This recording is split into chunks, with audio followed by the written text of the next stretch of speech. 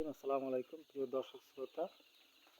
আজকের আমার এই যে ব্রাউন কক মুরগিগুলোর আজকের 22তম দিন। তো 22তম দিনে এদের মোটামুটি ওজন ভালোই আসছে আলহামদুলিল্লাহ। আমার এই সেটা 800 মুরগি আছে, 800 মুরগি।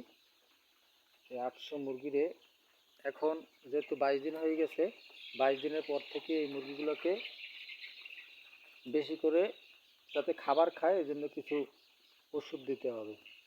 ওষুধ যদি না দিই তাহলে দেখা যায় মুরগিগুলো সঠিক সময় ওজনে আসবে না।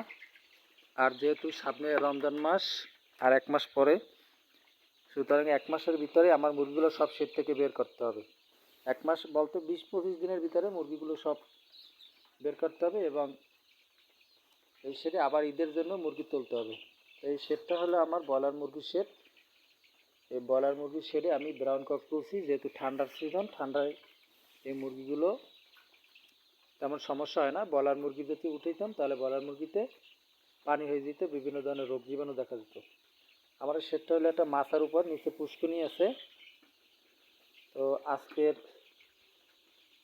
এই 22তম দিনে মুরগির ওজন আছে আলহামদুলিল্লাহ 300 গ্রাম করে পার পিস ওজন আসছে। তো আজকের মুরগিগুলোকে আমি কিছু ওষুধ দিয়েছি, যেমন আমার হাতে আছে জিঙ্ক বি। এই জিঙ্ক বি এটা আমি সকালবেলা দিছি 1 লিটারে 1 ml করে, এবং বিকেলবেলা আবার দিচ্ছি এটার সাথে এই যে রেনাসল এডিই। একবেলা রেনাসল চলবে, একবেলা জিঙ্ক বি চলবে। তো রেনাসলটা হলো একটা উচ্চমাত্রা একটা ভিটামিন, যেটা দিলে বাচ্চার গ্রোথ ঠিক থাকবে। এবং জিঙ্কটা খাওয়ানোর পরে বাচ্চার ভিতরে একটা সতেজতা আসবে। এবং বেশি করে খাবার খাবে, যত খাবার খাবে তত আমার ওয়েট চলে আসবে। যেহেতু সামনে ঈদের আগে আমার ঈদের 5-7 দিন, রমজান শুরু 5-7 দিন আগে আমার মুরগিগুলো ছেড়ে দিতে হবে। তাই আমি মুরগিগুলোকে এখন ভিটামিন আর জিঙ্ক দেবো।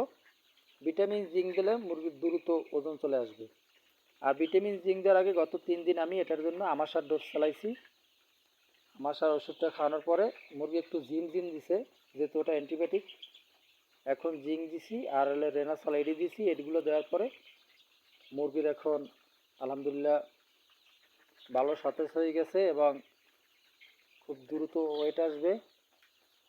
আজকের ভিডিও এই পর্যন্ত। আল্লাহ হাফেজ।